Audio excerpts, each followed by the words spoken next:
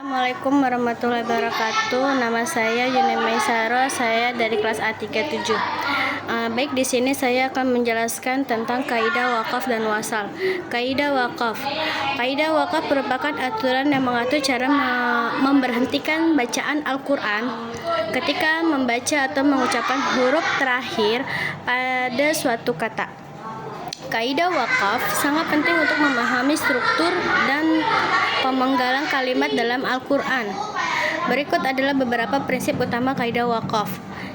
Alif lam, wakaf zaid. Jika ada kombinasi huruf alif lam pada awal kata, maka diperbolehkan untuk berhenti atau wakaf atau melanjutkan bacaan. Contohnya dalam kata al-ba'id, kita bisa berhenti setelah huruf alif atau melanjutkan ke huruf ba.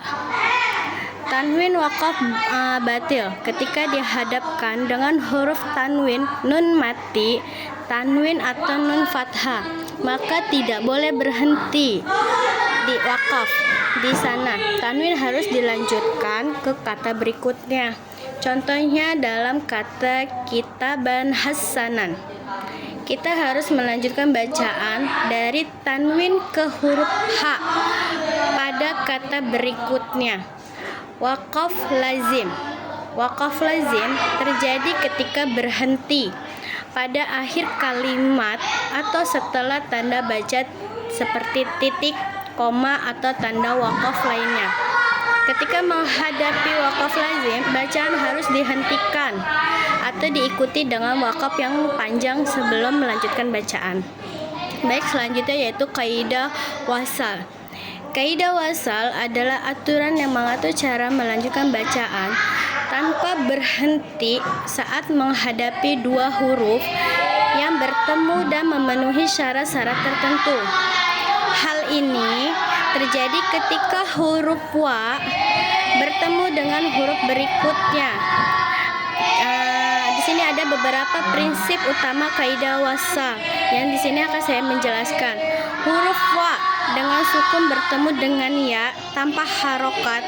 Jika huruf wa dengan sukun bertemu dengan huruf ya tanpa harokat atau tanpa tanda bacaan vokal, maka bacaan dilanjutkan tanpa berhenti dan dengan menyambungkan suara tanpa kesenjangan.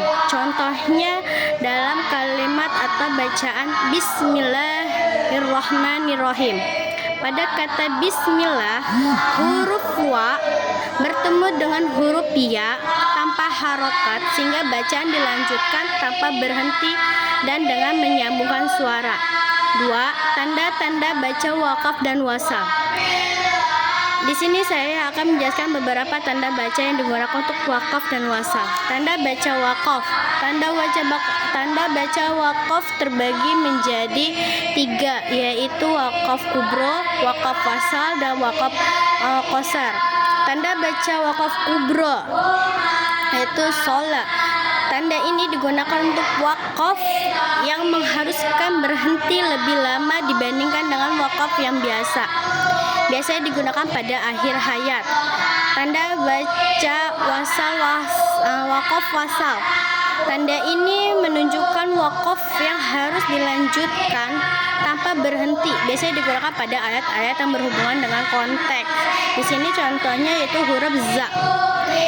Tanda wakaf kasroh. Tanda ini menunjukkan wakaf singkat di mana pembaca dihentikan sejenak sebelum melakukan bacaan. Contohnya yaitu huruf la. Tanda baca washal. Tanda baca untuk washal tidak umum digunakan karena washal biasanya dinyatakan melalui kesinambungan bacaan tanpa adanya tanda bacaan khusus. Namun ada beberapa panduan untuk mengenali washal. Yang pertama, sukun di atas huruf wa dan huruf ya tanpa harokat, menandakan bahwa bacaan dilanjutkan tanpa berhenti. Adanya kesinambungan suara dan panjangan irama dalam melanjutkan bacaan juga merupakan indikasi wasal. Penting untuk dicatat bahwa tanda baca wakaf dan wasal bukanlah bagian dari Al-Quran itu sendiri, melainkan merupakan bantuan tambahan yang digunakan dalam mushaf atau naskah Al-Quran untuk membantu pembaca dalam memahami wakaf dan wasal. Yang ketiga yaitu saktah atau qathu. Di sini saya akan menjelaskan dan merincikan tentang keduanya. Yang pertama, sakta. Sakta adalah istilah yang digunakan untuk menggambarkan penghentian yang mendadak dan diam ketika membaca Al-Quran. Secara harfiah, sakta berarti berhenti. Ketika sakta terjadi, pembaca harus melakukan jeda yang pendek dalam bacaan sebelum melakukan ke kata berikutnya. Sakta biasanya terjadi ketika bertemu dengan huruf hijaiyah yang termasuk dalam kelompok huruf mad zaid. Munfasil seperti ha, dan ain. Saat membaca huruf-huruf tersebut, pembaca harus melakukan sakta yang pendek tanpa mengeluarkan suara atau menggentarkan bibir. Contoh dari kata sakta. Anjala dalam surat Al-Quran, dalam surat Al-Furqan ayat 1. Dalam kata ini, setelah melafalkan huruf za, pembaca harus melanjutkan sakta yang pendek sebelum lanjut ke huruf lam berikutnya. Yang selanjutnya yaitu qathu. Qathu adalah istilah yang mengacu pada pemenggalan atau pemutusan bacaan secara tegas. Secara harfiah, qathu berarti memutus. Ketika qathu terjadi, pembaca harus berhenti bacaan secara tegas dan memberikan jeda yang lebih panjang sebelum melakukan bacaan ke kata berikutnya. Qathu sering terjadi ketika bertemu dengan huruf hijaiyah yang termasuk dalam kelompok huruf mad wajib mutasil seperti wa dan ya yang memiliki harokat panjang seperti sukun atau kasroh. Contoh penggunaan qathu yaitu seperti kata tatanazzalu dalam surat Al-A'raf ayat 143. Dalam kata ini, setelah melakukan huruf nun atau na dengan harakat sukun, pembaca harus melanjutkan qathu yang lebih tegas, memberikan jeda yang lebih panjang sebelum melanjutkan ke huruf zal. Yaitu selanjutnya yaitu waqfu wal ibtida adalah dua konsep penting dalam ilmu tajwid yang berhubungan dengan penghentian bacaan Al-Quran pada awal dan akhir ayat. Berikut adalah penjelasan lebih rinci tentang keduanya. Yang pertama yaitu waqfu. Waqfu berarti berhenti atau menghentikan. Dalam konteks tajwid, waqfu mengacu pada penghentian bacaan Al-Quran pada akhir ayat. Saat mencapai akhir ayat, pembaca harus melakukan waqfu dan memberikan jeda yang lebih panjang sebelum melanjutkan ke ayat berikutnya. Waqfu ini memberikan kesempatan untuk mengambil napas dan memastikan penekanan yang tepat pada akhir ayat.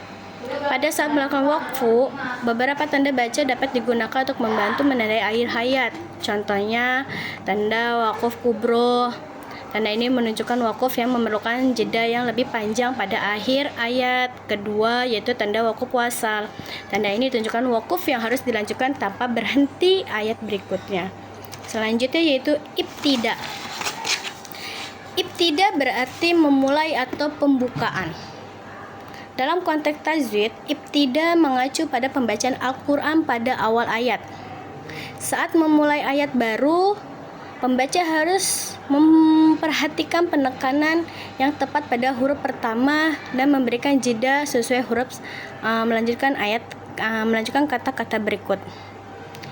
Ibtida tidak memiliki tanda baca, namun pembaca harus memberikan penekanan yang jelas pada huruf pertama ayat untuk menandai ibtida secara vokal dan menghentikan sementara sebelum melanjutkan bacaan dengan lancar. Pemahaman tentang wakuf dan ibtida penting. Membaca Al-Quran dengan benar sesuai dengan aturan tajwid. Hal ini membantu menjaga irama yang tepat, penekanan yang sesuai dengan pemahaman yang akurat terhadap makna dan struktur ayat dalam Al-Quran. Yang kelima yaitu di sini saya akan memberikan contoh bacaan waqaf dan wasal dalam Al-Quran. Contoh bacaan waqaf yaitu pada kata wa inna sya'ata la tiyatu fa'us fahil sof hal zamilah.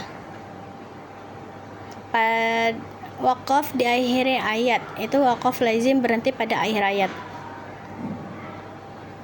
Pada wasal, contoh bacaan wasal pada wa dengan sukun bertemu dengan ya tanpa harokat.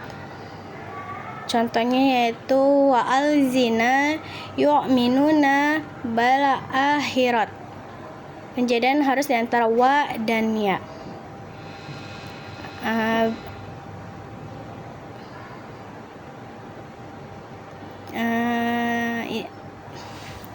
Cukup sekian dan terima kasih penjelasan dari saya tentang kaidah wakaf, tanda bacaan wakaf dan wasal,